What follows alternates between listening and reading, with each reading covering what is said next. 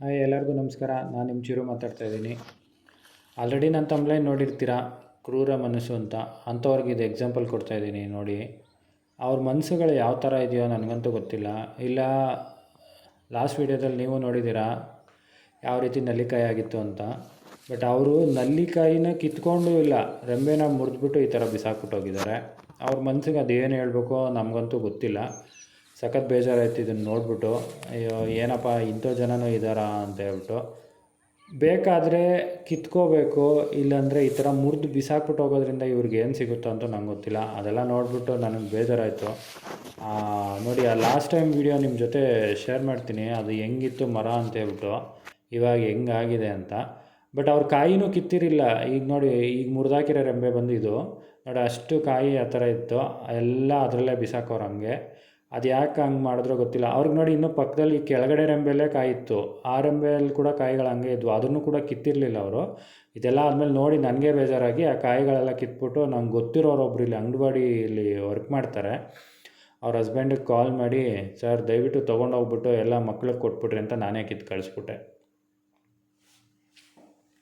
ನೋಡಿ, ಮುಗ್ಧ ಮನಸ್ಸು ಅನ್ನೋರಿಗೆ ಇದೊಂದು ಉದಾಹರಣೆ ಕೊಡ್ತೀನಿ. ಆ್ಯಕ್ಚುಲಿ ನಂದು ನವಂಬರ್ 7-8 ನನ್ನ ಮ್ಯಾರೇಜ್ ಆಗಿತ್ತು.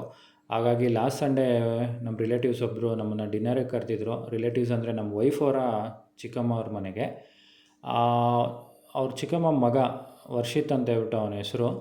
ಅವ್ನು ನೋಡಿ ನನಗೆ ಇದೊಂದು ಗಿಫ್ಟ್ ಕೊಡ್ತಾನೆ. ನಂಗೆ ನಿಜವಾಗ್ಲೂ ನೋಡ್ಬಿಟ್ಟು ತುಂಬ ಖುಷಿ ಆಯಿತು. ಅವನೇ ಕೈಯಾರೆ ಮಾಡಿ ಎಲ್ಲ ಇದನ್ನು ರೆಡಿ ಮಾಡಿ ಕೊಟ್ಟಿರೋದು. ಅವನು ಇದಕ್ಕೆ ಎಷ್ಟು ಟೈಮ್ ಸ್ಪೆಂಡ್ ಮಾಡಿರಬೇಕು ನೀವೇ ಯೋಚನೆ ಮಾಡಿ. ನೋಡಿ, ಆ ಬೊಂಬೆಗಳಿಗೆ ಹಾಕಿರೋ ಡ್ರೆಸ್ ಆಗಿರ್ಬೋದು, ಡ್ರಾಯಿಂಗ್ ಮಾಡಿ ಆ ಡ್ರಾಯಿಂಗ್ ಮೇಲೆ ಡ್ರೆಸ್ಸು, ಜಡೆಯಿಂದ ಹಿಡಿದು ಆ ಡ್ರೆಸ್ಸೆಲ್ಲ ಯಾವ ಥರ ಡಿಸೈನ್ ಮಾಡಿದ್ದಾನೆ ಅಂತ ಹೇಳ್ಬಿಟ್ಟು. ಅವನಿಗೆ ನನಗೇನು ಹೆಚ್ಚಿಗೆ ಏನು ಪರಿಚಯನೇ ಇಲ್ಲ. ಆ್ಯಕ್ಚುಲಿ 1-2 ಟೈಮ್ಸು ಇಲ್ಲ 3 ಟೈಮ್ಸ್ ಮಾತಾಡಿರ್ಬೋದು ಫೋನಲ್ಲಿ. ಅದಕ್ಕೆ ಮುಂಚೆ 1-2 ಸತಿ ಮದುವೆಯಲ್ಲಿ, ಅದಕ್ಕೆ ಮುಂಚೆ 1 ಸತಿ ಸಿಕ್ಕಿದ್ರು ಅಷ್ಟೇ.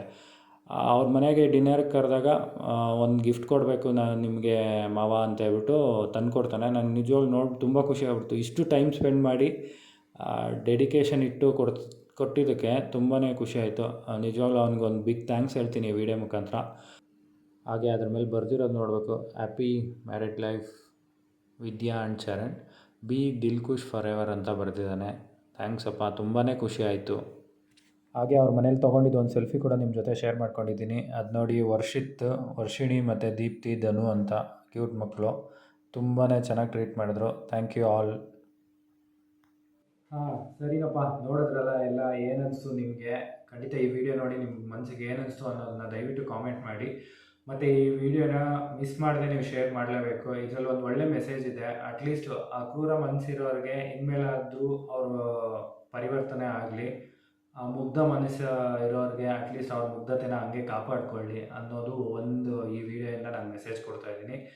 ಖಂಡಿತ ಈ ವಿಡಿಯೋನ ಶೇರ್ ಮಾಡ್ತೀರಾ ಅಂದ್ಕೊಂಡಿದ್ದೀನಿ. ಹಾಗೆ ಯಾರು ನನ್ನ ಚಾನಲ್ಗೆ ಇನ್ನೂ ಸಬ್ಸ್ಕ್ರೈಬ್ ಆಗ್ದಿರೋ ವೀಡಿಯೋಸ್ ನೋಡ್ತಾ ಇದ್ದೀರಾ, ದಯವಿಟ್ಟು ಸಬ್ಸ್ಕ್ರೈಬ್ ಆಗಿ.